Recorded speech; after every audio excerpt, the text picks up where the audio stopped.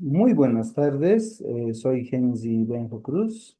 El día de hoy vengo con el tema la transformación de la educación hacia la descolonización de la pedagogía.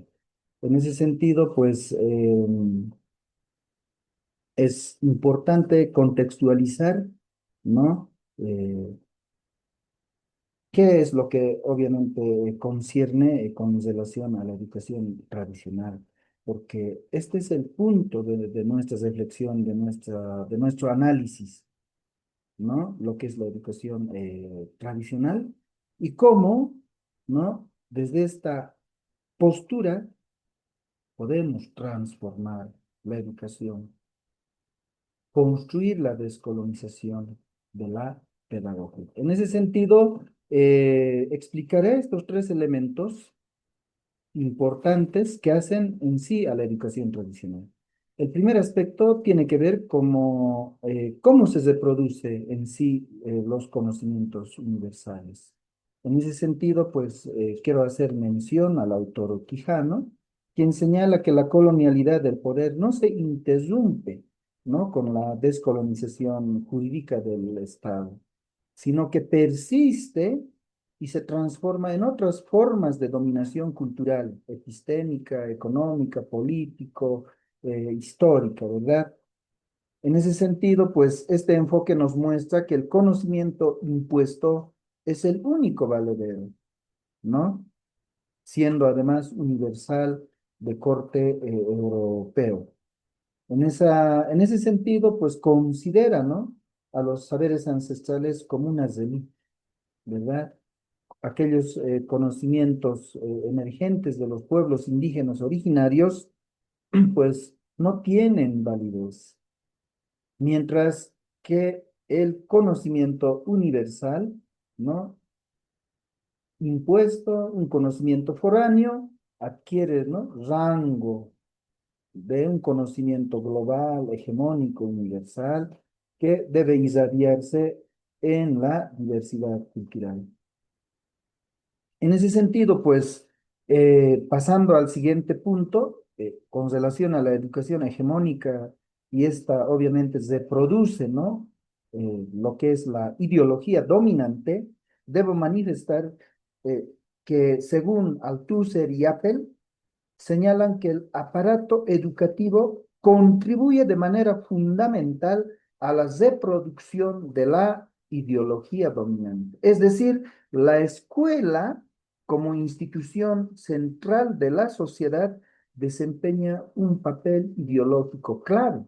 Y obviamente la educación tradicional hace de la escuela exactamente un espacio, ¿no? de ideologización en función al pensamiento eh, hegemónico, moderno, positivista.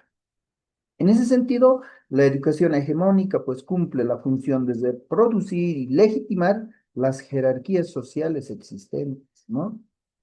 Consolida además ya lo que son las desigualdades sociales, raza, etnia, género, ¿verdad? Y además selecciona los conocimientos. ¿Qué conocimientos se debe impartir, ¿no? En la educación? Y la escuela los considera a los conocimientos universales como legítimos y válidos. Una educación bancaria que obviamente deja fuera aquellos saberes o sabiduría ancestral. Ahora, ya un poco haciendo énfasis en la parte de la crítica al currículum nacional, ¿no? A lo largo de la historia, los saberes ancestrales han sido excluidos sistemáticamente de los sistemas educativos formales. Esta exclusión responde a a una estructura epistemológica colonial, ¿verdad? Esta epistemología colonial obviamente se estructura en jerarquías de conocimiento, que privilegia obviamente las ciencias occidentales, ¿ya? A los cuales los considera como único, válido, quedando en sí relegado los saberes tradicionales. Quijano, por ejemplo, señala que la jerarquización del conocimiento, ¿no? refleja la colonialidad del saber, que sigue reproduciendo, ¿verdad? Dinámicas de exclusión y subordinación. Entonces, es importante desde esta postura dar un giro epistemológico, que no solamente el conocimiento por el cual eh, se podría enmarcar en sí la realidad es el conocimiento universal, sino que debemos buscar el reconocimiento, ¿no? De estas otras formas de conocimiento, hacerlo parte del currículum, ¿ya? Entonces, estaríamos, obviamente, ¿no? Abriéndonos campo para el diálogo de conocimientos universales, saberes y conocimientos ancestrales. Que obviamente este último, ¿no? Que tiene un enfoque pluriepistémico que legitima la diversidad de saberes y formas de vida, mientras el conocimiento universal legitima un paradigma monocultural. Continuando con la explicación, pues queremos en sí dejar también en claro que el reconocimiento de saberes ancestrales como fuente epistémica, es decir, para la transformación de la educación hacia la descolonización de la pedagogía, es sumamente importante la descolonización del aula. Es decir, los conocimientos no pueden generarse bajo cuatro paredes, sino que el conocimiento debe abrir paso a la dinámica, a una dinámica más colaborativa, más horizontal, ¿no? Donde la práctica del docente debe partir del principio de territorialidad, de diálogo mutuo, ¿no?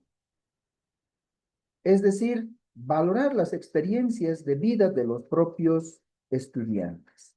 Mientras la educación sostenida desde las epistemologías del sur, ¿no? nos permite proponer una crítica profunda al paradigma occidental. Es decir, desde las epistemologías del sur, pues nos permite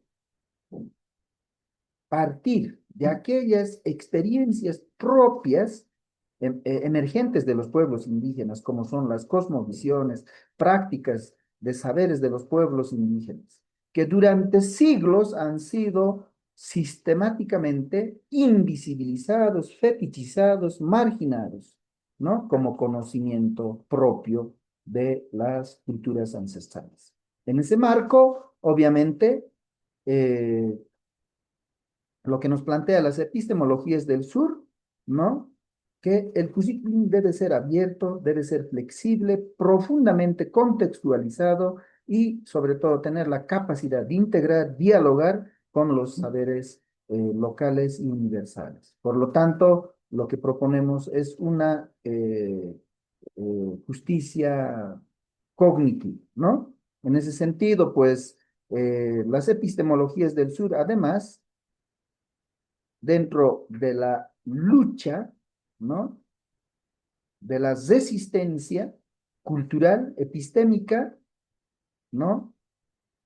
Nos plantea crítica al conocimiento hegemónico occidental, propuesta, ¿no? Fundamentada en la ecología de saberes y sobre todo el reconocimiento de saberes comunitarios, ¿no? En la educación.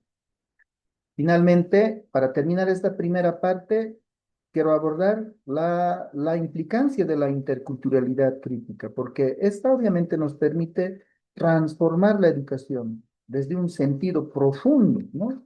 En función de las relaciones de poder y el modo que se concibe el conocimiento. Según Walsh, ¿no? Señala que debemos proyectarnos hacia un verdadero proyecto civilizatorio que apueste por un paradigma distinto al hegemónico, que sea inclusivo, plural, justo, transformador. Para hacer posible aquello, necesariamente, pues la interculturalidad es un proceso político y pedagógico que busca, obviamente, descolonizar el saber y pues brega por el reconocimiento de estas otras formas de conocimiento en pie de igualdad. Además, esta visión crítica nos propone un nuevo paradigma educativo, capaz de confrontar las estructuras coloniales y de construir una educación plural, inclusiva y transformadora.